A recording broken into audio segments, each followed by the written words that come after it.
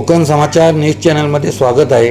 राज्य शासनाने जाहीर केलेली पुण्यश्लोक अहिल्यादेवी होळकर कर्जमाफी योजना ही शेतकऱ्यांना दिलासा देणारी नसून अनेक जाचक ती प्रत्यक्षात कर्जमाफीऐवजी कर्ज वसुलीची योजना ठरत असल्याची टीका राष्ट्रवादी काँग्रेस शरदचंद्र पवार पक्ष यांच्या वतीने करण्यात आली। या संदर्भात चिपळूण येथील तहसीलदार तथा कार्यकारी दंडाधिकारी यांना निवेदन सादर करून शेतकऱ्यांना कोणत्याही अटी शर्तीशिवाय सरसकट कर्जमाफी देण्याची मागणी करण्यात आली।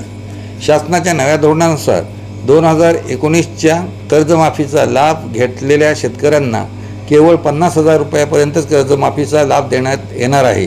त्यामुळे लाखो शेतकरी या योजनेच्या पूर्ण लाभापासून वंचित राहण्याची शक्यता निर्माण झाली आहे। सरकारने अशा प्रकारची दुजाभावाची भूमिका न घेता सर्वत्र पात्र शेतकऱ्यांना सन्मान न्याय देऊन सरसकट कर्जमाफी लागू करावी अशी मागणी निवेदनाद्वारे करण्यात आली।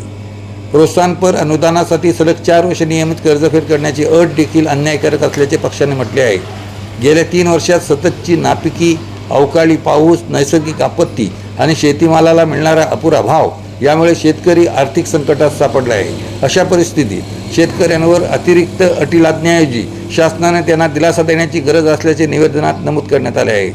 निवेदनामध्ये 2019च्या कर्जमाफीचा लाभ घेतलेल्या शेतकऱ्यांसाठी असलेली 50,000 रुपयांची मर्यादा रद्द करून सर्व पात्र शेतकऱ्यांना 2 लाख रुपयापर्यंत सरसकट कर्जमाफी देणे, एकवेळ समझोता OTS अंतर्गत 2 लाख रुपयावरील रक्कम आधी भरण्याची अट रद्द करणे, प्रोत्साहनपर अनुदानासाठी असलेली सलग 4 वर्षे नियमित कर्जफेडीची अट हटविणे, 2017च्या कर्जमाफीसाठी पात्र असूनही कागदपत्रांच्या अभावी लाभापासून वंचित राहिलेल्या लाखो शेतकऱ्यांना तात्काळ लाभ देणे, पीक विमा योजनेतील शेतकरी विरोधी अटी रद्द करून 1 रुपयात पीक विमा योजना पुन्हा सुरू करणे, तसेच पेरणीपूर्वी कर्ज खात्यांचे पुनर्गठन करून शेतकऱ्यांच्या खात्यात आवश्यक रक्कम जमा करण्याच्या मागण्या करण्यात आल्या आहेत।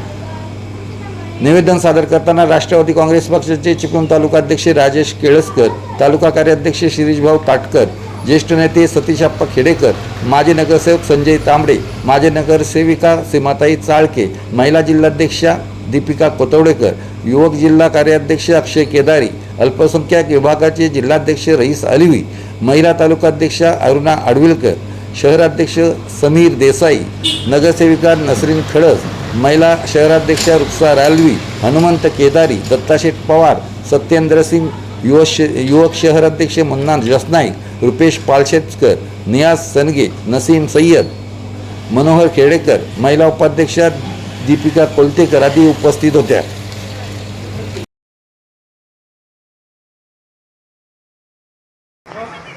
आज राष्ट्रवादी शरद पवार पक्षातर्फे शेतकऱ्यांच्या कर्जमाफी संदर्भात सर्व पक्षाचे पदाधिकारी, कार्यकर्ते यांनी तहसीलदार लोकरे साहेब चिपळूण यांच्याकडे निवेदन सादर केलेलं आहे।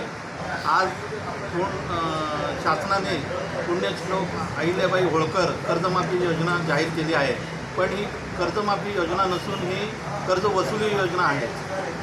आज शेतकऱ्यांना ज्या अटी शर्ती त्यामध्ये सांगितलेल्या आहेत त्या पूर्तता न होण्यासारख्या आहेत।